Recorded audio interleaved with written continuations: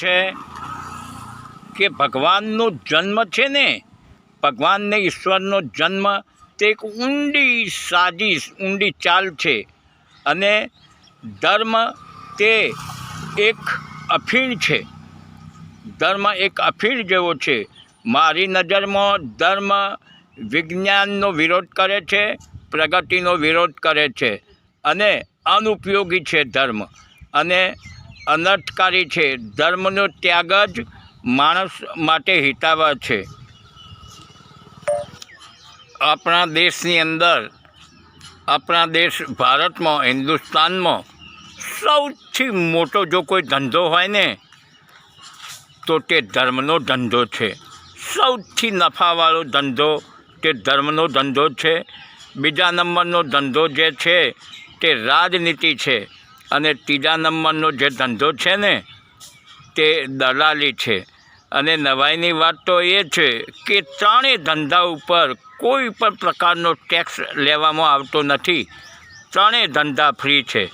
દોસ્તો, કહે છે મોટા મોટા સંતો, મહંતો અને મોટા મોટા ગ્રંથોમાં લખ્યું છે કે દેડકીમાંથી મંદોદરી પેદા થઈ હતી અને મકરધ્વજ તે માછલીમાંથી પેદા થયા હતા.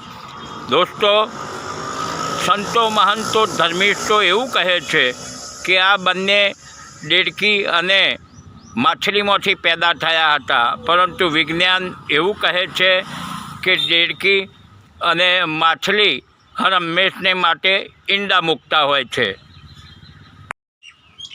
દોસ્તો, સોહનલાલ શાસ્ત્રી નામના એક લેખક છે, તે લખી રહ્યા છે, કહી રહ્યા છે કે સીતાજી જો મારી કોર્ટમાં કેસ દાખલ કર્યો હોત ને તો હું રામને પૂરી જિંદગી ઉંમરકેદની સજા કરત, જેલમાં મોકલી દેત.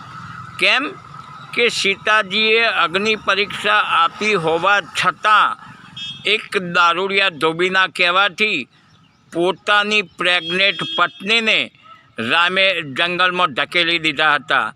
રામે એક સ્ત્રી સાથે હળહળતો અન્યાય કર્યો હતો, એટલે જ હું એમને પૂરી જિંદગી જેલમાં મોકલી દોત.